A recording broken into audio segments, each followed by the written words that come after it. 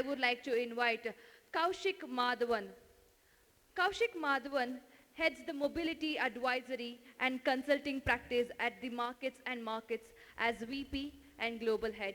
With over 25 years in the automotive industry, his expertise spans strategic consulting, technology benchmarking, market entry, and diversification strategies.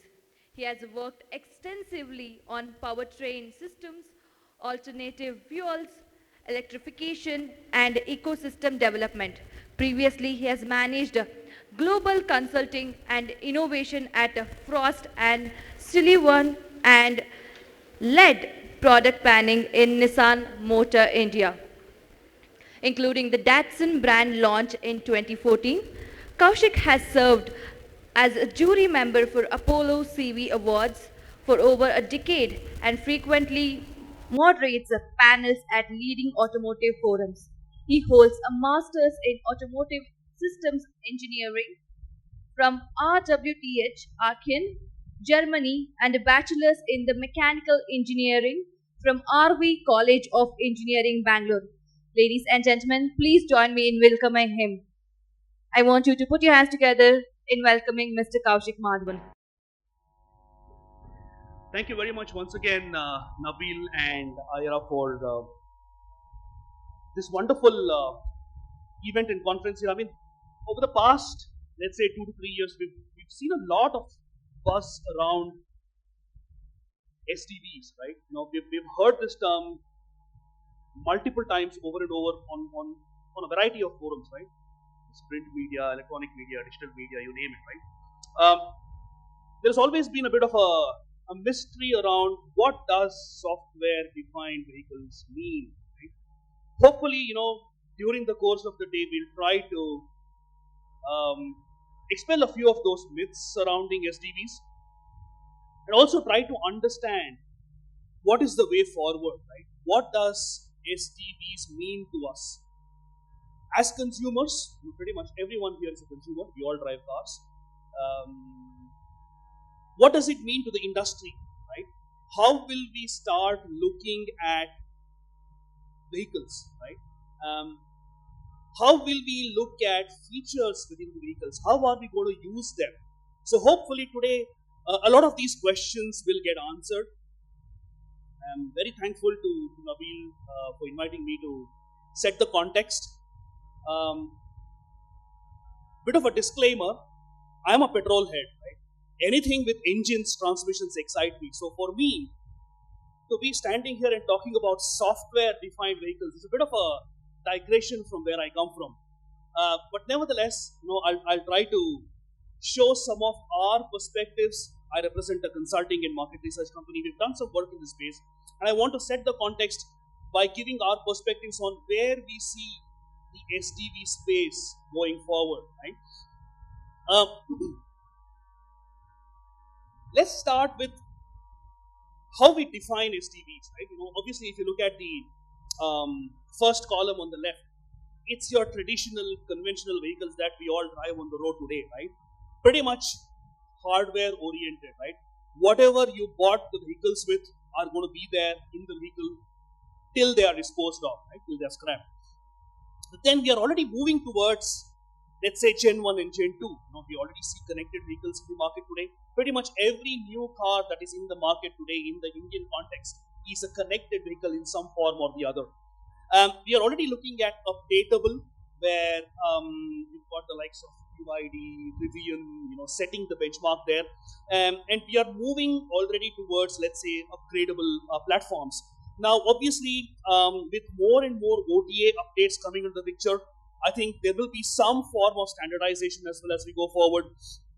And with Gen 4 and Gen 5, we are looking at fully automated or fully software-defined vehicles. So clearly, there is going to be an emphasis on how the hardware platform is developed, everything related to, let's say, modularity, standardization, and so on. And with software becoming the differentiator, I think the OEMs will increasingly start looking at top hat differentiation with a common underlying skateboard architecture.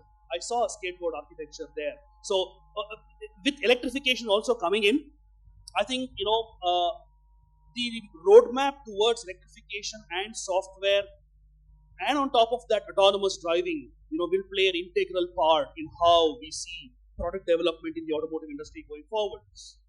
Now, how do we see key trends? So, if you look at, let's say, the bar graphs, right? No surprises there. China and the US are leading the way, right?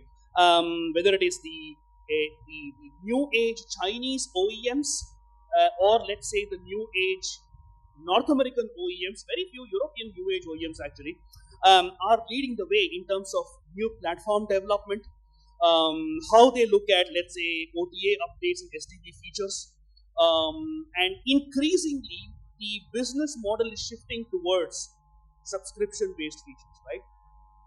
With OTA updates, you are now able to download features into your car. Just imagine you can download a four-wheel drive capability, right? I mean, who would have ever thought 10 years ago that you can download a four-wheel drive capability, right? With motors already in the vehicle as standard, let's say as part of the hardware, you can now pay for specific features either as a pay-as-you-use option or for a period of time. You download a feature for about a year, use it, and it goes away, right? I think monetization from features and updating of features is where OEMs will start seeing revenues going forward, right? As we see standardization of the platforms, the revenue generation will shift towards features and usage. Now, what's also very important is, how we see the entire ecosystem developing, right? Today, we are already seeing the likes of digital cockpits, fully floating digital cockpits in vehicles. Classic example is what Mahindra is doing, right? With that, as we see more and more customization, right, and personalization coming into the vehicle, software will increasingly start playing a role, right? And on top of that, with advanced driver assistance systems, that is going to be overlapped with autonomous driving features as well. If you look at this, pretty much today, every global OEM has a feature somewhere in the L2, L3 range, right? L2, L2 plus or L3 range, right? That's pretty much becoming a standard these days.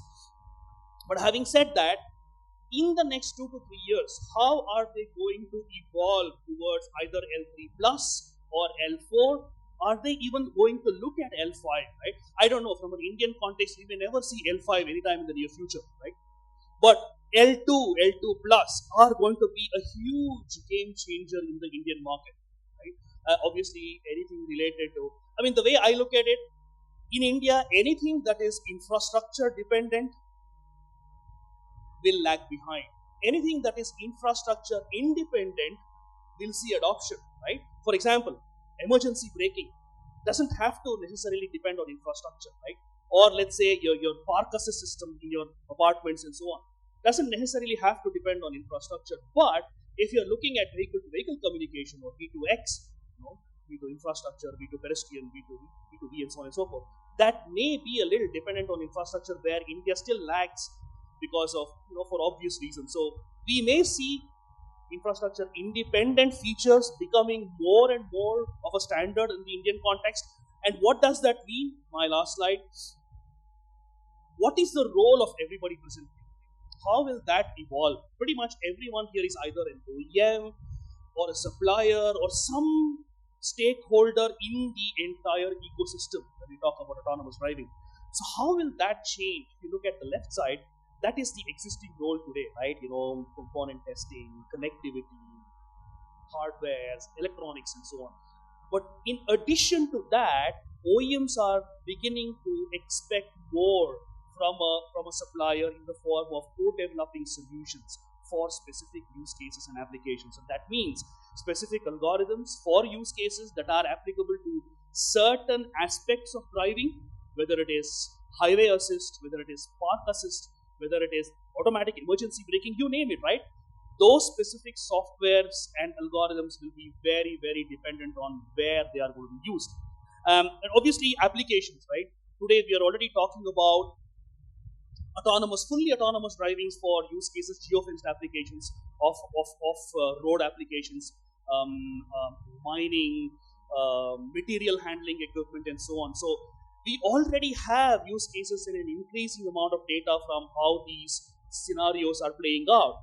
What we need to do is understand how that can be adapted to the automotive on-road applications, and that is going to be the way forward. So with that, I'm going to conclude, and I also want to mention that the third edition of the ADAS show is going to happen on 12th December at the ARAI ADAS Test City in Pune.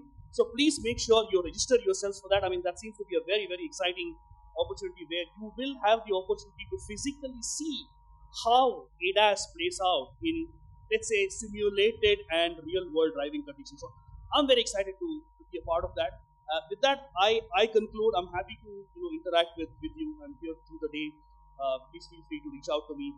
But once again, thank you very much, Nabil, and the entire ARAI team for setting this wonderful event up. And I wish you the very best of luck. All the very best to every one of you, and I hope you have good interactions during that. Thank you very much once again.